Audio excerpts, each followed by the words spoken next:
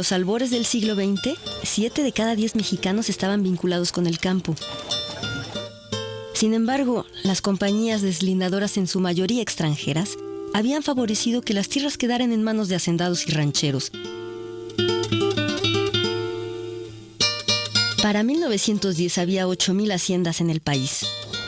Algunas de ellas eran extraordinariamente productivas, como las algodoneras en la zona de la laguna, o las de Yucatán, que cambiaron su producción de maíz a henequén y llegaron a producir, con ganancias extraordinarias, el 90% de las exportaciones mundiales de esta fibra. Gran parte de la riqueza generada por la bonanza en exportaciones se invertía en tecnología. Morelos, Veracruz, Tabasco, la península yucateca, cada zona apostaba por atraer modernidad a su industria. Además, el ferrocarril fue un elemento clave para el crecimiento del comercio internacional. Los ingenios azucareros habían progresado notablemente durante el Porfiriato. Estaba de moda endulzar las bebidas con cubos conocidos como pan de azúcar. Y los paladares urbanos se habían vuelto adeptos a la repostería. Este pequeño cambio alimenticio aumentó la demanda de azúcar y de harina y abrió también el mercado interno y externo para el café, la vainilla y el cacao. Pero la situación no era igual de dulce para todos. Esos pastelillos deben estar riquísimos. Ardo el deseo de probarlos. Merci. Si había campesinos que no tenían tierras propias, que eran arrendatarios de las haciendas azucareras, que son expulsados porque estas tierras, que son buenas tierras, ahora van a ser tierras de riego con las nuevas obras de irrigación, y entonces estos campesinos efectivamente ya no tienen dónde cultivar. El malestar social dentro de ese México moderno y comunicado llegó a su clímax con el estallido de la Revolución. Miles de campesinos se unieron paulatinamente al ejército de Emiliano Zapata, otros al de Francisco Villa, todos bajo la consigna de lograr la repartición de tierras. Conforme la lucha armada crecía y también las facciones revolucionarias, el campo se fue quedando solo y la estabilidad del país perdió el equilibrio. Asesinatos, enfrentamientos políticos, tierras de cultivo convertidas en campos de batalla. México enfrentó una severa crisis alimentaria. A diferencia de otras interpretaciones clásicas, por ejemplo las del agrarismo, que dicen es el atraso de la economía rural mexicana la que va a provocar la movilización de los campesinos, ¿no?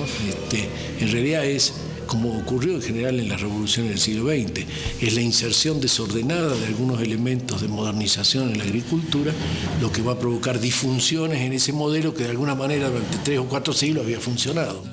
De las demandas de la revolución surgió el artículo 27 de la Constitución de 1917, que otorgaba a la nación la soberanía inalienable e imprescindible sobre la tierra y aguas territoriales, el derecho de transmitir su dominio a particulares para constituir la propiedad privada y el de imponer a ésta las modalidades que ordenara el interés público.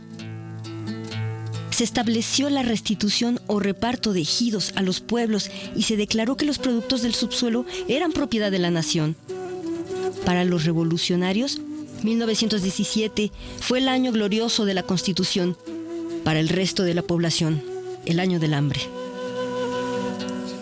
La Constitución arropaba las demandas campesinas y en los años posrevolucionarios el gran reto del Estado sería llevarlas a la acción.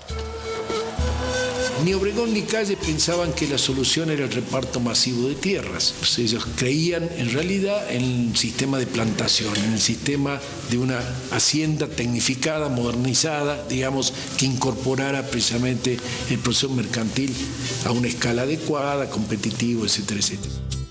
Con la promulgación de la Carta de 1917 inició la reforma agraria. En los primeros años se restituyeron tierras conforme a los derechos que tenían los pueblos antes de 1856. Luego se repartieron entre aquellos que no contaban con ningún título o posesión. Fue así como se empezaron a repartir los ejidos, entendidos entonces como tierras comunales y no como meras restituciones, y apareció la figura del ejidatario que ha llegado hasta nuestros días. En la primera etapa de la reforma agraria se minó el poder de los grandes terratenientes y se distribuyeron casi 19 millones de hectáreas que, al cultivarse, generaron aumentos en la producción.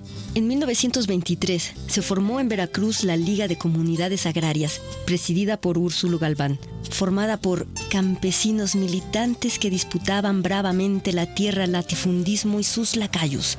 Como los describió Galván en su discurso de fundación, inspiró a la agrupación de otras ligas campesinas en diversas regiones.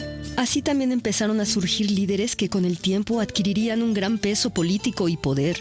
Plutarco Elías Calles apoyó la pequeña propiedad privada y en 1925 dictó leyes para que se hiciera obligatoria la división de los ejidos en parcelas individuales.